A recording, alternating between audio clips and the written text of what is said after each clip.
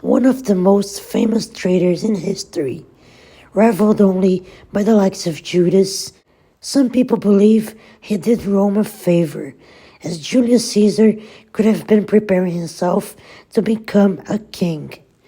Marcus Brutus opposed Pompey in the beginning of his political career, who was responsible for Marcus's father's death.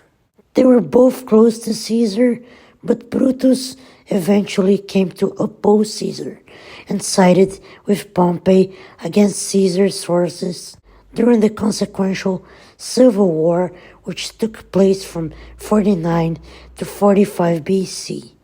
Pompey was defeated in 48 BC, but Brutus surrendered to Caesar, who granted him amnesty.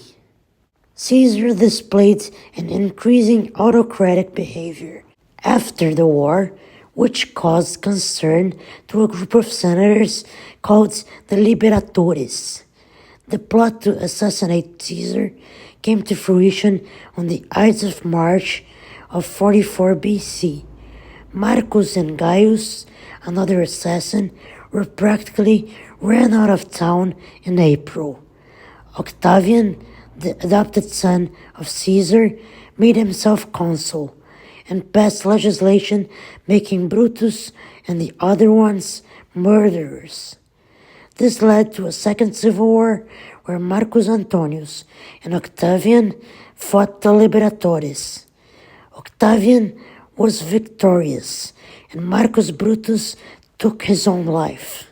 In 54 BC, Brutus was triumvir monetalis, someone who supervised the mint, at times minting denarii. He designed this one, and plot twist, that's not Marcus Brutus, but Lucius Brutus, his semi-legendary paternal ancestor. The other side shows his maternal ancestor, Gaius Ahala. The piece shows some corrosion, which is a shame, for this is somewhat valuable, but it isn't that corroded, as the sigma displays that there's quite a lot of silver in it. This could have been buried in a hoard somewhere. The gens Junia could have been patrician at first, but let's explore the obverse.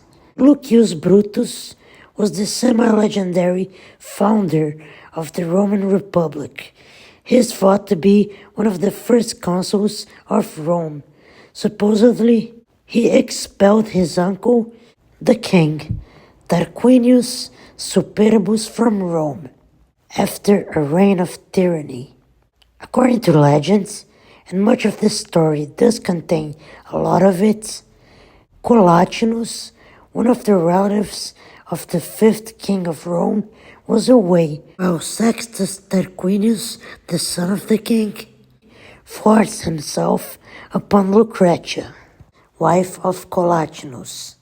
He threatened her to keep quiet, but she informed her family. She did stab herself with a dagger though. Collatinus and the others were outraged and let the people know. Brutus supported them, and the people voted for the deposition of the king. Brutus's first act was to make the people swear to never allow anyone to be king again. Collatinus and Brutus were elected as consuls of Rome. He made a lot of changes to the consulship.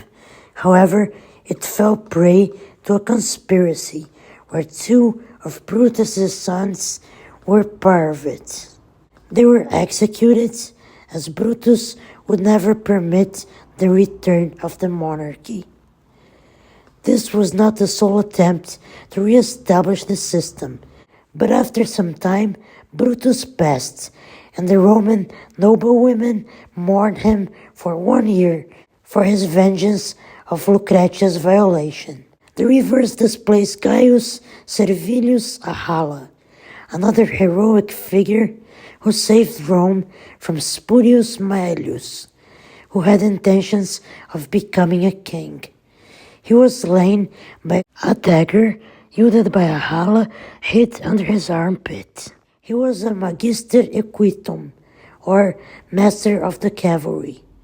He slayed Maelius in the forum as he rushed towards the crowds.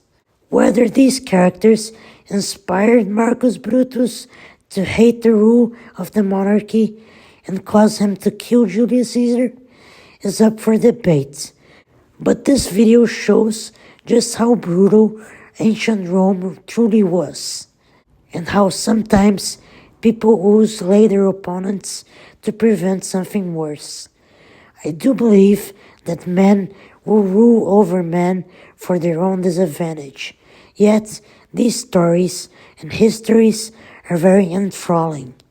The coin made by the Brutus himself is testament to what one can accomplish, while the beloved dictator was murdered in cold blood. And this is testament to all the evil that corruption can achieve. Thank you for watching, and please subscribe. Vale.